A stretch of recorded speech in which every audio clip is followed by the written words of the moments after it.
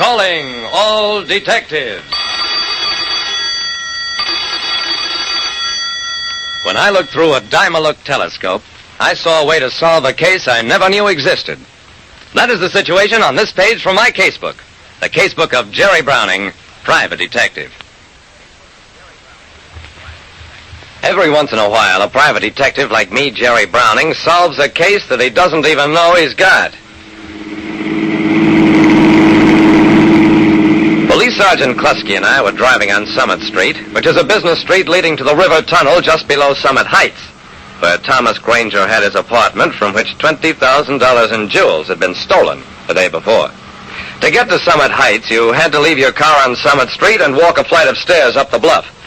It was a nuisance, but once you got upstairs, you did have a magnificent view of the river and the shore opposite. Klusky, look down the block. That guy on the corner with the Dyma-Look telescope. Yeah? What about him? Suppose that telescope wasn't pointed at the moon, but at the apartments up in the heights. Wouldn't that be a way of casing places to be robbed? Klusky's eyes lit up. It sure is short and wood. Come on, I'm going to pull that monkey in. The telescope man's name was Shep Latcher. At police headquarters, he vigorously protested his innocence, even though it developed that he had a previous criminal record. I kept in the background as Latcher insisted, Who'll need a telescope to case a joint?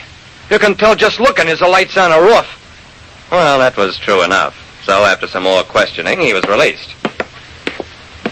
But as he left, lugging the telescope over his shoulder, I had the feeling that Shep Latcher knew an awful lot that he wasn't telling. When a swank River Bluff apartment was burglarized, a Dyma-Look telescope man was arrested and released. Thereafter, the Granger burglary case settled down to routine. 2 days later, I got a break when I overheard a snatch of conversation in a tavern. That same day, Sergeant Klusky found some of the loot at a fencer's shop. Between the two leads, we cracked the case, made 3 arrests, recovered practically all the missing jewels. At no time after his initial questioning was Shep Latcher, the telescope man, involved.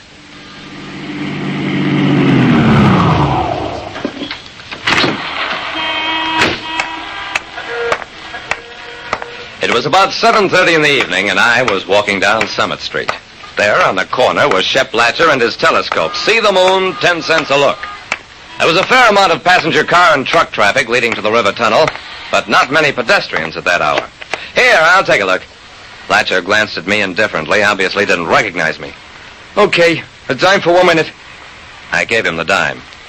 How can I see the moon when all those clouds are in front of it? What do you expect for a dime in an observatory? Point the thing at the houses up on a bluff and see how the swells live. I did as he suggested, and the houses up on the bluff leaped into view. At one window, a young woman was looking out. As I watched, she raised her hand in a gesture, probably speaking to somebody in the room with her. That's all, buddy. A minute's up. Another dime if you want to look some more. No, thanks. I've seen enough. I strolled down to the corner, ducked into a doorway. The next couple of hours, Latcher had only 7 customers. None of them lingered more than the minute he permitted or stayed to talk with him afterwards. At 10 o'clock, he shouldered his telescope and shuffled off. Well, I'd spent an evening proving nothing, except that an ex-criminal now appeared to be satisfied to earn 40 cents an hour with a telescope that must have cost him $75 to $100. The more I considered that, the less I believed it. When you're working on something for curiosity's sake, you don't work at it very hard. The next day, I got a case from Consolidated Insurance, spent a week on it, then found myself once more with a few free days.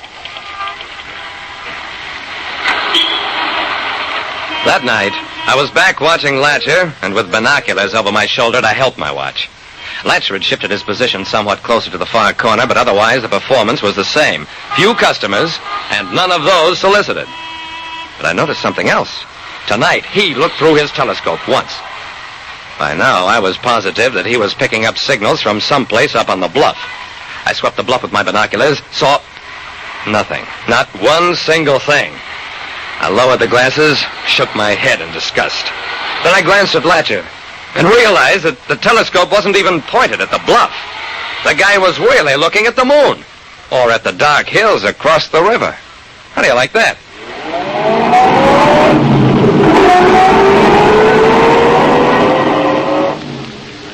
I was so annoyed at myself for wasting all that time and suspecting a poor guy trying to go straight that I stayed away from that whole district for the next few days.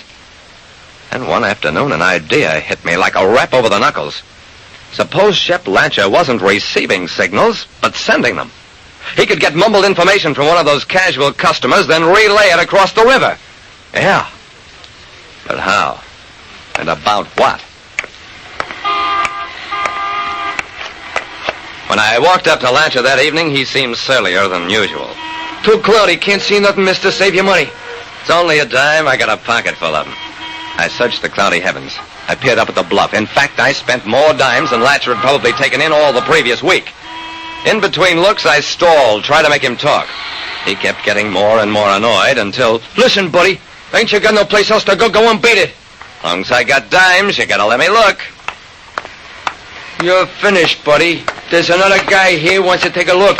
My money's as good as his. By then, the other customer, who looked like a truck driver, started walking off, but Latcher still seemed determined to get rid of me. Beat it, mister, before I knock your teeth down your throat! I bent over him, searched his pocket swiftly, found what I was looking for. A tiny flashlight. I blinked it several times at random. Whoever was waiting across the river for the light signals could chew on that for a while. Then I yanked Latcher to his feet. Okay, Latcher, let's go visit some cops.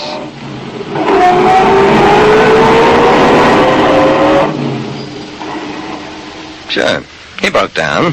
Though by that time it didn't make much difference, because the cops waiting at the river tunnel entrance across the river had picked up the rest of the gang. The whole thing was a truck hijacking scheme. Latcher got the license numbers of trucks with valuable cargoes from men inside the truck depots. When the truck marked for hijacking rolled past on its way to the tunnel, Latcher blinked the last 3 numbers of its license to accomplices waiting across the river. They spotted the truck as it emerged from the tunnel, followed it sometimes for hundreds of miles before hijacking it. I got a $500 reward from the Truckers Association for solving a case I didn't even know about. And Latcher got 5 to 15 years in which to think up a new scheme. Like I said, it's okay to look through telescopes if you're sure you won't see prison bars at the other end.